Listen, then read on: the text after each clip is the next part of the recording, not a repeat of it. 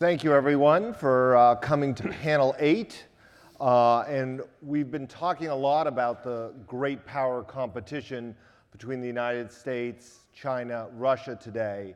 And we're going to talk a little bit about the technological aspects of this now on this panel. We're going to talk about whether we're in a technological Cold War. We have a great panel today. I'm going to introduce them, and then we're going to dive into a question for each of them before we get into our conversations. I'll remind you all, as you know by now, you can submit questions via the forum app or by Twitter with the appropriate hashtag. So let me introduce first the chairman of the House Armed Services Committee, Adam Smith, who will be the honoree tonight.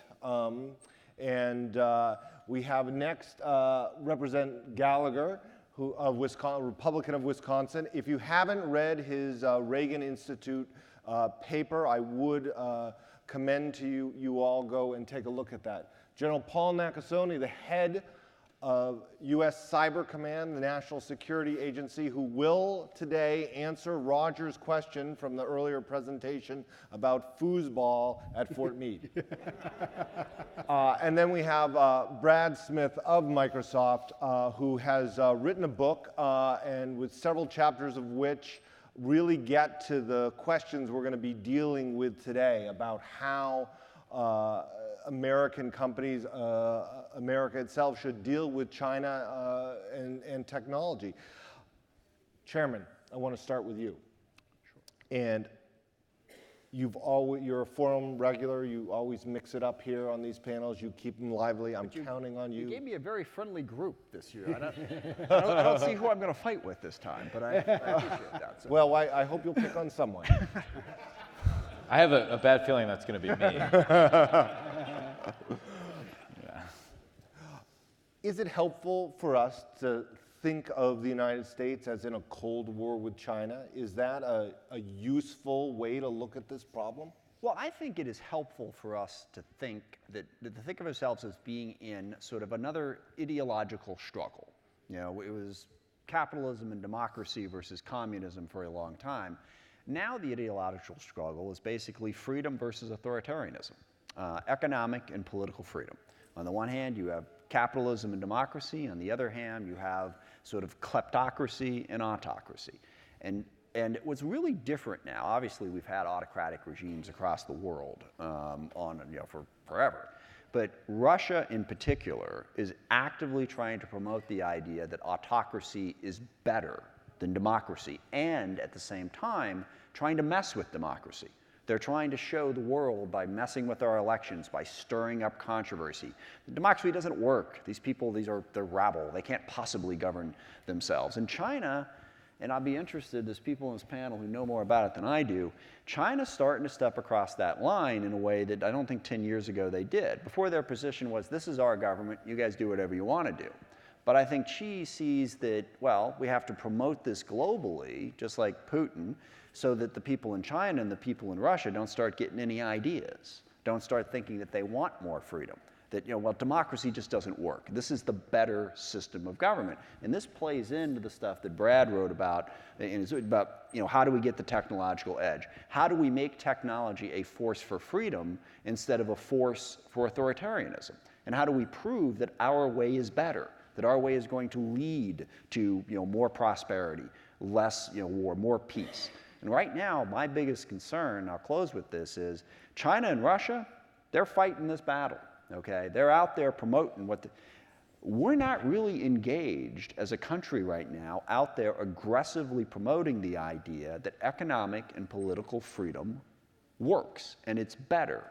We're not fully engaged in that fight in a way that I'm deeply worried about. Representative Gallagher, we've heard a lot, both this year and even at last year's forum, about the need to protect the supply chain from Chinese IP theft or cyber attacks. But you've written that we need to think about this much more broadly than that, about Chinese influence in the industrial base with a wider picture, not just a cyber attack. Talk to us a little bit about how you see this problem. Well, first let me say, I think everything Chairman Smith said is on point, and I think that's incredibly well said. And I know there's debate about whether to use the Cold War as the right analogy, but to the extent it simply conveys the scope of the challenge, I do think it's useful, but it's also useful to think what's different, right? What makes this competition in some ways an order of magnitude more complex and more difficult than our competition with the Soviet Union. And the most obvious thing, as anyone who works in industry here knows, is because unlike the Soviet Union, our economies are so thoroughly intertwined. And so the most difficult question I think we need to ask is, to what extent do we need to decouple economically from China? This has become a bit of a straw man recently. You've had the foreign minister of China talk about the delusions of decoupling.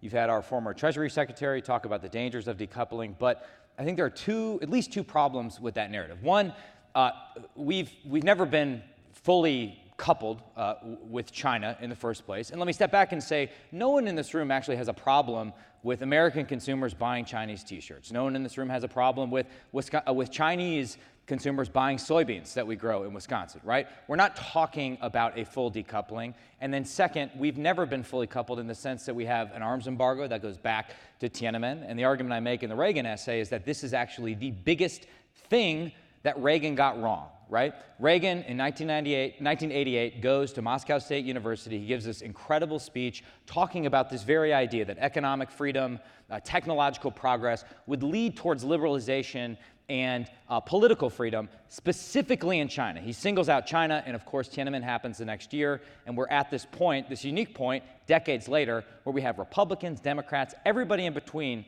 agreeing on the same exact premise. I left this conference last year just marveling at how remarkable it is that no one in this room is taking exception to the fundamental premise of the national defense strategy. That is an amazing thing, and that's what this panel is about. But I do think we are going to have to think about how do we, if not decouple entirely, redefine the parameters of commerce in a way where American companies can continue to thrive, that we can more better defend our interests and our values in ways that we are not doing right now. It's going to require us to better invest and protect foundational technologies, ensure the integrity of our supply chain, ensure we're free from economic coercion, which we're not right now, and ensure transparency in our capital markets. But the good news is I think, I'm sitting here nodding when Chairman Smith is talking about China. It suggests there is a huge reservoir of bipartisan support, or at least a lot of goodwill in Congress to work on these issues responsibly. And I think it's a great opportunity. I can't think of anything else, with the possible exception of Baby Yoda, that unites the country right now. Baby Yoda is indeed awesome. General, first, how important are the foosball tables to recruiting a class at the NSA? And tell us how you see in the cyber landscape this competition with China. What's going on? What are you dealing with on when it comes to competition with China? So first of all, Julian, before I answer those foundational questions, let me just first of all thank the Reagan Institute and my distinguished panelists here. Really an honor to be here at the library of my first Commander-in-Chief, President Reagan. I think Chairman Smith really talked very well in terms of where we're seeing the landscape, and let me talk about it in terms of great power competition. What are we seeing our adversaries doing today to us in cyberspace? We see three major things. Stealing our intellectual property. Tremendous loss of intellectual property across the majority of sectors in our economy. Secondly, stealing our personal identifiable information. And thirdly, trying to interfere in our democratic processes. And I'm sure we'll talk a little bit more about that. But those three areas are foundation of what we're seeing our adversaries do. Where? Below the level of armed conflict. This is what great power competition looks like to us today. So, what are we doing? We are engaging based upon the tenets of the National Defense Strategy to move forward, with a strategy of defend forward, with persistent engagement. The idea that we cannot wait for our adversaries to steal our intellectual property or take our personally identifiable information or interfere in our elections. So this idea of being able to enable our partners and to act when authorized. Those are the things we're doing today. This is how the landscape has changed. And I think, rightly so, this is how we've changed as a government and certainly as the Department of Defense. Brad, I want you in your opening remarks to touch, if you can, a little bit on one of the big questions this panel is supposed to start to tackle of what are China's advantages and disadvantages and what are America's advantages and disadvantages when we look at this sort of technological Cold War, if that's an appropriate word. Sure. I mean, and obviously we have the benefit of working around the world, and I would, first of all, echo the General's comments. It's an honor for us as a company to be here.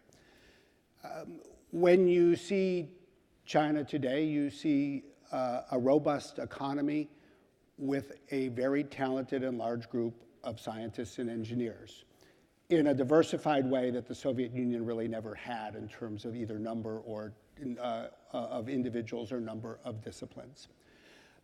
You see a country that is fast catching up with the United States in the creation of technologies like artificial intelligence. And you see a country that has a very large population, 1.4 billion people. All of those actually are extremely important when we think about what it means for the United States. Well, why? Well, I would say because our sense is we're entering probably 3 or 4 decades when really the most defining technology and invention in the world, the invention that will reshape everything else, is AI. Much like the combustion engine did in the first half of the 20th century. It's worth recalling, I think, that when war broke out in Europe in September of 1939, it started with tanks and airplanes, 2 weapons that didn't exist when the century began, but 2 weapons that were made possible by one thing, the combustion engine. It changed every part of every economy and every society, and AI will as well. So now, when we think about the United States, we are the technology leader in this space today. We have more technology companies, we have more innovators, we have more venture capital than any other nation. We have more people who've come to our shores from the rest of the world than any other country has. But we don't have as many people. Does that matter? The answer is yes, it does. Because whereas oil was the fuel for the combustion engine, data is the fuel for AI. And unlike a gasoline tank, an AI model can take an infinite amount of data. The more data you can collect, the faster you will move your AI forward. And so there's a real question. Can a country with 320 million people for 4 or 5 decades create as much data as a country with 1.4 billion people? The number of people actually matter. So in a sense, it brings me to what I think is actually the most important strength that we have. It is exactly the same strength that won the Cold War. It's allies with common values.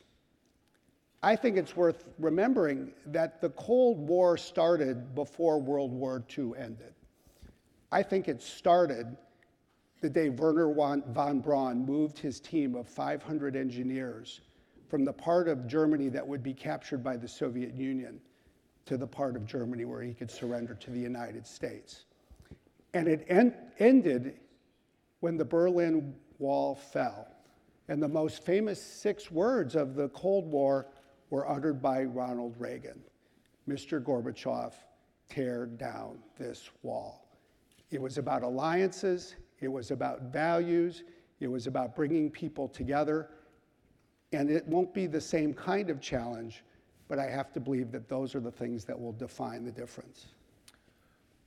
Chairman, Brad just outlined this idea of sharing data among allies. Are our alliances in the kind of state right now where they will trust the United States with their data, where they want to work with the United States in a competition against China? The fight to persuade allies not to use Huawei has a mixed record at best. What do you think about the prospects for success there? I think this is an enormous challenge. I don't think we're in as good a place as we should be, and I think we need to focus a lot of effort and resources on figuring out how to rebuild and strengthen those alliances on many fronts, precisely along the whole data sharing issue. And we can't underestimate, the impact that Edward Snowden had on all of this. I mean, everyone was kind of vaguely aware that, we were, spying on each other, but that sent it out to absolutely everybody in a way. And even if the leaders of the other countries could say, okay, we know they're doing it, but it's okay, now their constituents knew it. And they're like, you're letting these people, and I think it did help start to drive this apart. And the other thing is, and you urge me to start a fight. I'm not trying to start a fight with this. I just think it needs to be said. Our president's disdain for alliances is a problem. Now, I understand, and I've talked with them that, well, we're just trying to put pressure on them so they'll do more. And that's fine, but it goes beyond that. I mean, if you're in the rest of the world, you think that President Trump basically is like, I don't care about the rest of you. I don't care about the alliances. I mean, the amount of time we spend insulting our partners makes it more difficult to then pull them together. And I want to see that changed. And also, I think it is problematic that our president praises autocrats as often as he does. I mean, I'm happy he's talking to Kim Jong-un. It's better than going to war there. But you don't have to praise him so much while at the same time tearing down the Democratic leaders. And whether we like it or not, nobody on this panel has 100th of the influence that the President of the United States does. I was in Erbil, and I woke up in the morning, turned on the TV, and there's the President talking about how we're in Syria to take their oil. That hurts. Okay, so if there's anything we could do to alter that message coming from the top, because the answer to your question, quite frankly, where are we at? We're in trouble on the alliances, in my view. Now, the systems have been built over 75 years. NATO was built over that time. All these things were built. They're not going to crumble like that. And so we have the strength of that, but we got to start generating some positive to offset the negative, or it's going to be a real problem. And Brad's right. I mean, that's our strength. Is, okay, China's got all their people, but nobody really is allied with China. We have allies all over the world. We need to build on that. General, could you weigh in on this? How much, the argument against Huawei by the United States government was we cannot allow China to suck up all the data. Some of the argument back has occasionally been, well, the NSA does it, so what's the difference? You've gone out to partners, to allies, to talk to them. How are they viewing the United States? Is the Edward Snowden era behind us? How much do they want to work with the United States and compete against China? What have you seen out there? Yeah, so Julian, as we talk about 5G, I think the first thing that we always emphasize is just the huge change that this is going to bring to a society. In many ways, it's going from radio to TV. I mean, that's the picture that I try to paint, and certainly one that I think is pretty apropos as we start thinking about what this means at the end point of a device. And so I think the discussion really becomes, with this device, with this data that's so readily available, do you feel comfortable having a nation that doesn't share your values, that has an Orwellian scoring system for its own people, that has an ability to utilize this for malfeasance based upon the connections that they have with their own industry? If that is security for you, then you shouldn't worry about the Chinese in Huawei and Chinese within your network. The challenge that we have had, and I think the challenge that we continue to need to address with our partners is there a comfort there and is there a mitigation? We don't see the mitigation in terms of being able to do that and have the feeling that you're secure with a nation that I just described being within your infrastructure. Representative Gallagher, every person in this room has in their pocket a phone that was either made in China or has significant Chinese components. Is that a national security threat to us? Well, I think certainly allowing Huawei and ZTE to dominate the foundation architecture of 5G internet is a national security threat. It could be game, set, match for this ongoing great power competition between the U.S. And China. At least that's what all the smart people I've been having meals with here at the Reagan National Defense Forum have been telling me, right? And I think it's worth thinking about. It's the chairman's right to suggest, Brad and I were at the Munich Security Conference last year, Brad, by the way, is an Appleton, Wisconsin native. That's my district. Not since the great Joseph McCarthy has someone so prominent from Appleton, Wisconsin. Wow. Yeah, exactly. Different view of the world. Houdini grew up there too, so. That's true. The Houdini Museum. And Pence gave this great speech. He had this great line. He said, "We cannot ensure the defense of the West if our allies are dependent on the East." Basically getting at this very issue, right?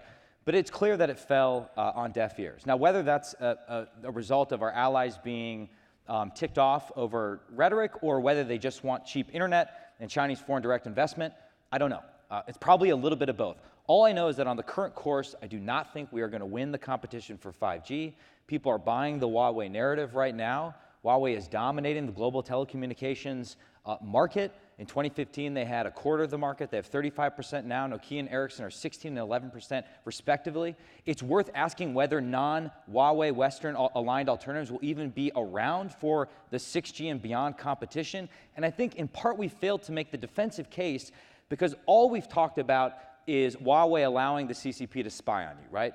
That's obvious, that's true. Read the Finite States report, read open source reporting about what happened in the African Union, but it's not really about that. It's about Huawei driving all of its competitors out of business and dominating, gaining a monopoly or a near monopoly on the global telecommunications market.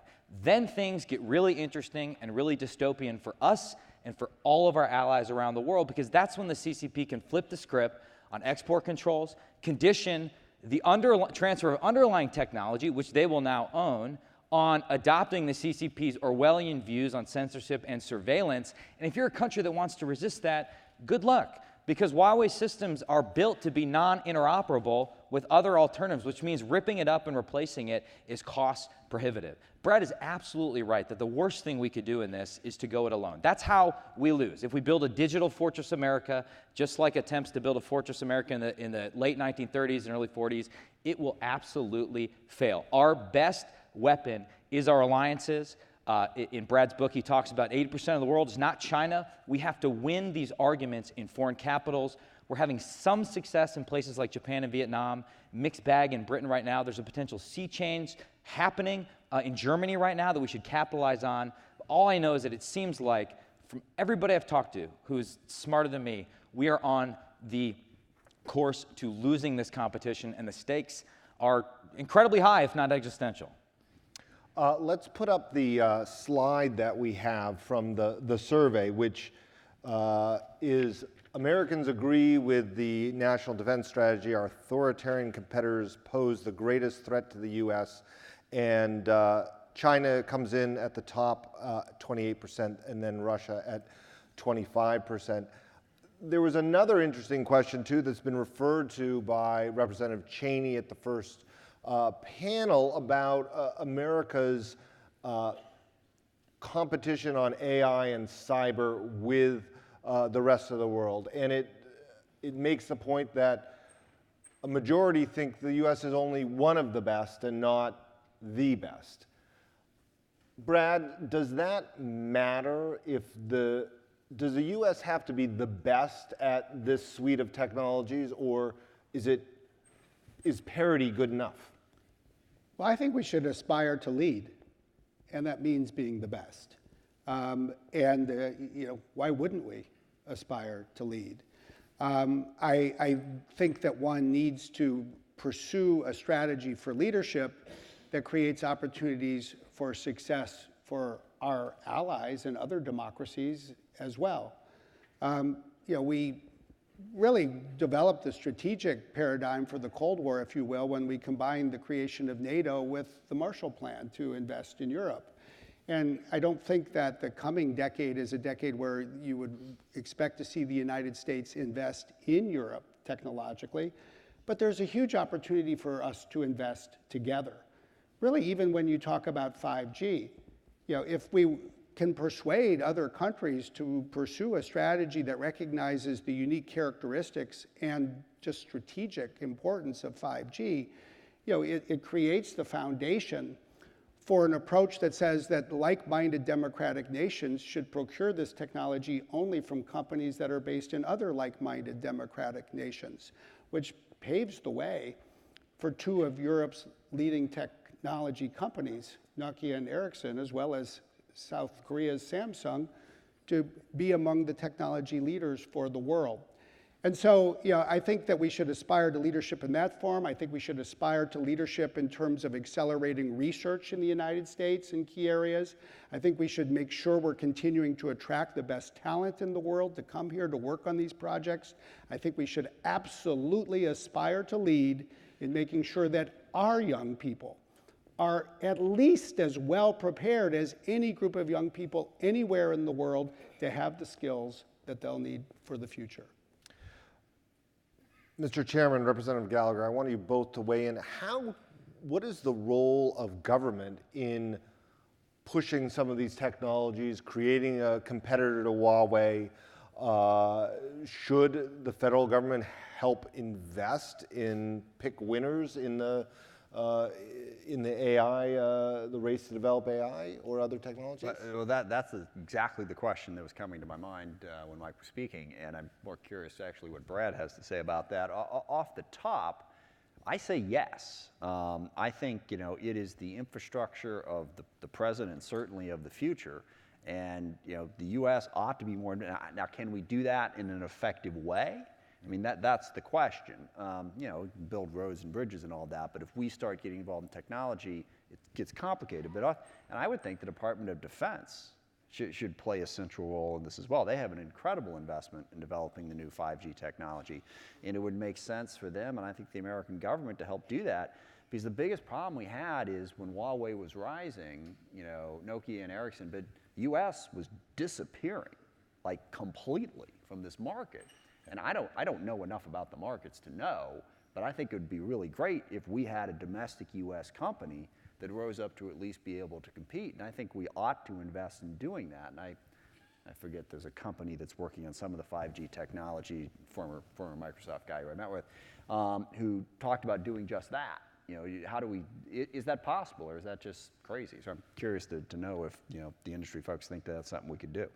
Representative Gallagher, sometimes that seems like industrial policy to Republicans. What do you think? But in the case of national security emergencies, then it's sometimes justifiable. Well, there's a defensive role that has been where we've mostly played, putting Huawei and ZTE putting Huawei on the entities list. ZTE had a denial order that disappeared in the context of negotiations with China. We don't need to go down that road right now. It'd be fun to, though. It would be very fun. I was not on the conference committee. I'm hoping my Huawei entities list amendment will survive the conference committee, Mr. Chairman. Also, we've done bipartisan things like taking a look at the Committee on Foreign Investment in the United States, strengthening it with FIRMA in the last Congress, but we have not played offense. And it is my opinion that offense will require some form of industrial policy or whatever you want to call it, right? I think even if we were able to make this defensive case better than we are in Munich, in London, in whatever cities exist in Canada,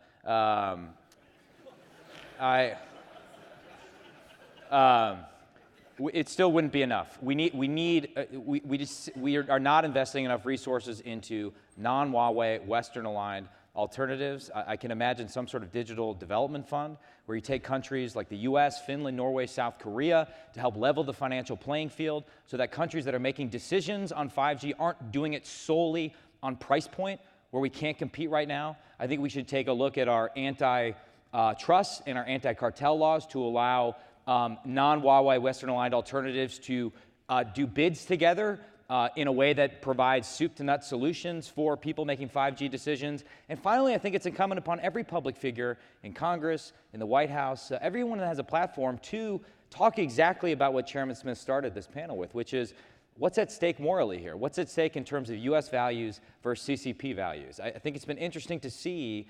I wrote a letter, for example, to the NBA after the latest controversy. The co-signers were Tom Cotton, Ted Cruz, and AOC. Show me another issue in American politics that unites that disparate of members of Congress. So I think there's an opportunity, but we're certainly not doing enough. General, you've at Cyber Command NSA, you've talked about your strategy of defending forward persistent engagement. The U.S. has been in a bit of a conflict with Iran below the level of armed conflict, which in public reports have talked about a cyber aspect of that.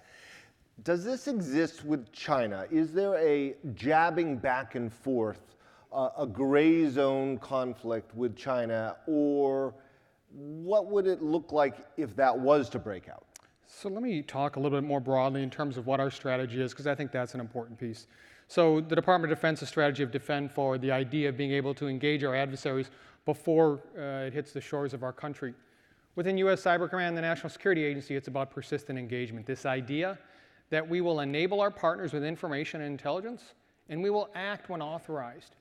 This is the way forward for us. We have shown this in terms of the defense of our midterm elections in 2018. This is the way that we've structured our force. This is the way that we've developed our doctrine. This is the way that we engage our adversaries. And while I won't go into specific countries, this is our method upon which we look at the future and say, this is how we have an impact on our adversaries. It's not just the fact that we wait for the next penetration. It's the idea that when we have information, we share that information. And when it's necessary to act, and we're authorized to act, we will certainly act to make sure that we're able to defend our nation. As a moderator, I get to mention specific countries with ease, and obviously Russia has interfered with American elections or attempted to. We've also learned a lot that their tactics are shifting. And what are you doing at your commands to try to keep pace, stay ahead of them? These are constantly shifting threats as Chairman Smith said, of the authoritarian regimes that are kind of actively sort of pushing out ideologically against us. In 332 days, our nation's going to elect a president. But we began the ability for us to defend the presidential elections, not today, not 6 months from now. We began it the day after the midterm elections. We have not let up in terms of our ability to understand what our adversaries are going to do. There are 3 things that we're going to do in support of a whole-of-government effort to secure our elections. First of all, we're going to generate insights on all of our adversaries. We're going to know our adversaries better than they know themselves. Secondly, we're going to improve the defenses of our nation, whether or not that's defending against interference, defending against influence, by, with, and through our partners at the Department of Homeland Security and the Federal Bureau of Investigation. And then finally, if necessary, we are authorized to act to make sure that our adversaries understand that we will defend our elections. It is similar to what we did in 2018. The difference, however, is the fact that we haven't let up.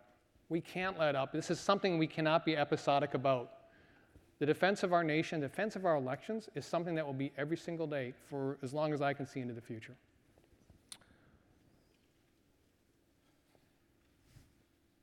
Brad Smith, was it a mistake for American industry to go into China, to build businesses in China, to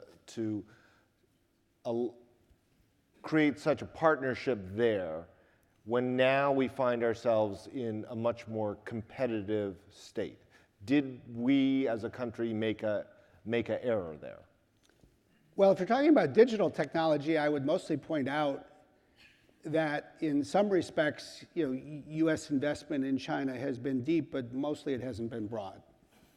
There are issues around the development of chips and a supply chain, that do create an economic link that by definition creates a security question, if not a vulnerability. And there are real discussions that are being had and will need to be had about how we as a country think about our supply chain.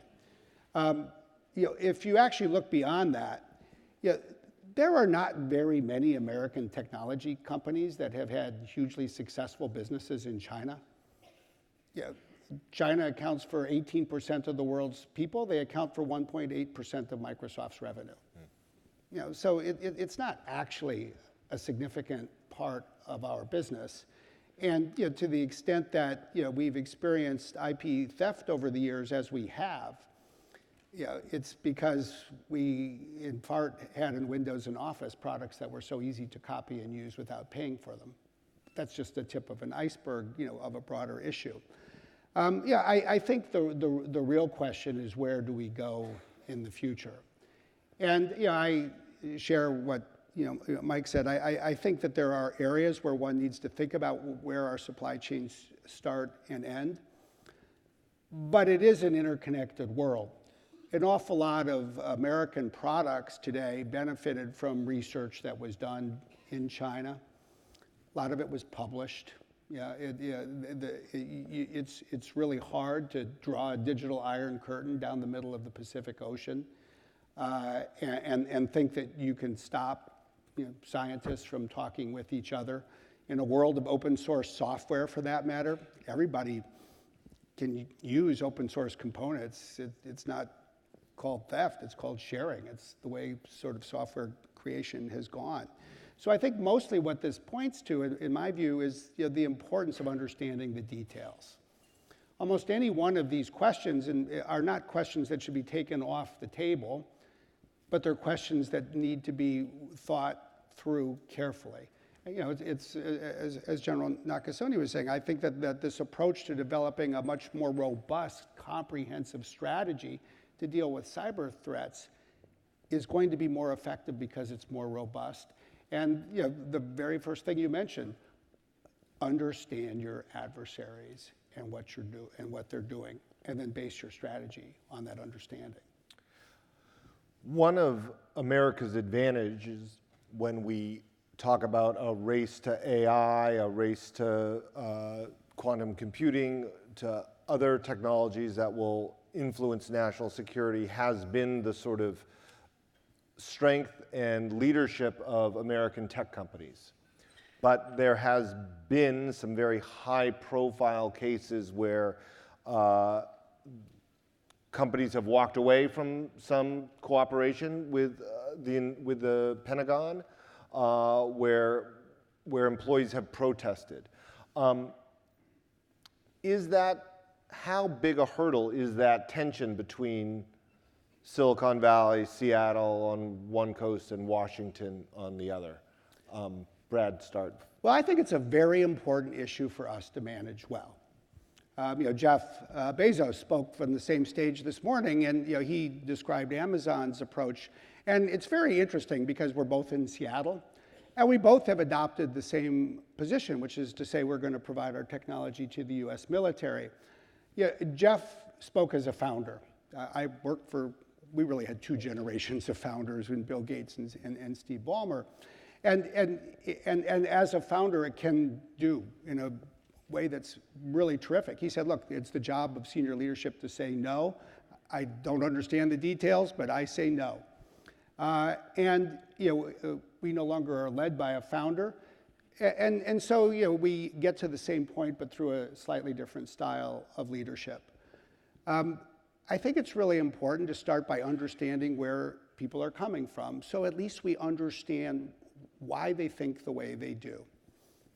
And it turns out that one of the reasons they think they do is it's a young generation deeply focused on sense of purpose and a commitment to ethics. And once we understand that, we can engage in ongoing communication. And we've been absolutely clear. We will provide everything that we create to the United States military. And we'll also engage on the public policy issues as our employees actually want us to do. But there's two things that I have found make all the difference. The first is helping young or older tech employees learn that the United States military is a deeply ethical institution. It is not only, I'll argue, the most ethical military institution on the planet, it is quite possibly the institution that has operationalized ethics more than any organization on the planet in terms of training and a uniform code of military justice and courts, the whole area. And so once our employees actually understand that you don't graduate from the Air Force Academy or West Point or Annapolis without taking a course in ethics, their eyes light up and they think differently. And the second thing I've found is that when you can talk to employees not only about principles and institutions, but about other people, they then appreciate in a completely new way what we're talking about. And so what I've said repeatedly to our employees is that there are more than 1 million people in the United States military, and every one of them is an individual who shares in common one thing that no employee at any tech company does. Every one of them has pledged that before the sun sets, they will sacrifice their life if that's what they need to keep us safe.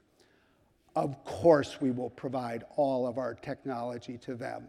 How could we possibly not do that? And when I say that to our employees, every single time, I get the same response. They applaud. Could I, please? And I think that that's absolutely true, and we have to make that case.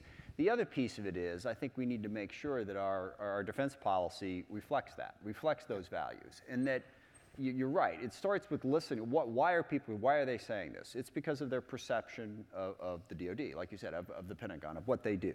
You know, and so yes, we have to make that case, but we also have to look at the policies that might lead them to believe that, and address those where concerned. And you know, it's part of what I'm trying to do as chairman of the Armed Services Committee, and taking a more progressive viewpoint on it and looking at some of these policies and saying what are the concerns out there for what's going on in Yemen has been a big concern to a lot of these very folks, and are we supporting what is a horrific situation over there? How do we address that policy concern? So I think actually there's a real connection in all this when you look at our national security being completely and totally dependent going forward on technology, on all those very, very smart people who work for you, who are starting their own companies, doing all that stuff. We have got to meld our national security strategy with those values. And I think there are some places where we've fallen short of that. And I completely agree with what you said about the men and women who serve in the military. But I think it would be wrong of us to say, you can't criticize anything that DoD has done or the military has done, or that we shouldn't look at what our policy is to make sure that the policy that we implement at DoD reflects the values that we state. We have to address that because everyone in this room is going to really get behind that. A lot of the people who are saying that Microsoft and all these people shouldn't do business with DoD are going to ask a couple more questions. And I think we have to be prepared to answer those. Now, let me be clear. I think we can. I'm 100% proud, of our national security policy, but there's always room for improvement, and we have to be open to that conversation if we're going to meet those tech objectives. I'll just close with something that I was talking about at the table, the new Space Force, which could get me off on a very, very long story. But, one of the interesting things they said to me was, the Space Force has really got Silicon Valley more excited about working with the Department of Defense than anything that we've done in forever. And I hadn't thought about that. But those are the kind of things we need to think about. In addition to the values, they do really cool. General Nakasone does really cool stuff that is improving the quality of life and creating all manner of possibilities. It is not just about, or even close to just about, dropping bombs, okay? It's about developing new technologies and doing stuff that should really excite these very young, very smart people. It's a complicated case we have to make. It's crucial that we make it. In our closing minutes, I want to go to the audience questions. I have one question who's digging a little deeper on our earlier decoupling conversation. How should we think about the debate over whether to decouple with China? On one hand, is it even possible? On the other, can we protect our national security technology without it? Representative Gallagher, what? Well, to be clear, what I'm arguing for is not a total decoupling. It's more of a rebalancing, right? A responsible decoupling. And I do think we have to frame it this way. Which is to say, a Chinese national that wants to join the rest of the world on Twitter, on Facebook, that wants to read the New York Times, that wants to Google their own country's history, is instead forced into a parallel and party-sanitized internet. In other words, what I'm suggesting is that it is the Chinese Communist Party, out of fear of its own citizens' knowledge, that has chosen to decouple itself from the rest of the world. So we have to start from that framing point and then think about where are areas where we actually can afford to decouple responsibly without totally messing with our own businesses, right? One area that is ripe, I think, for this right now is taking a look at our capital markets. This has gotten a lot of attention recently because the board that manages the Federal Thrift Savings Plan, my 401k, and everyone else that works for the federal government has decided to use the MSCI All Country World Index. But the problem is that on that, there is ZTE, there's Hikvision, which is currently on the entities list because its technology is being used to put 1 million Uyghurs in concentration camps in Xinjiang, the Aviation Industrial Corps in China, which builds fighters and anti-ship missiles. So this puts us in an awkward position where $3.3 billion of federal employee money, including military service member money, is going to companies that will have a hand in possibly beating us if we go to war with China. It also puts us in an awkward position of denying exports to companies that we are simultaneously funding. And so that is an obvious area where we can subject Chinese companies to the exact same disclosure requirements that we require our own companies when it comes to being able to produce audits, disclose vulnerabilities, whether you're a sanctions violator, a human rights violator, et cetera. And I have to end this by, I encourage, I'm getting no money off this, by the way. Brad's book is for sale out there. It's quite good. His co-authors in the audience as well. But he talks. You get $174,000 a year, just like the rest of us. That's true. That's true. To work with you, I do it for free. I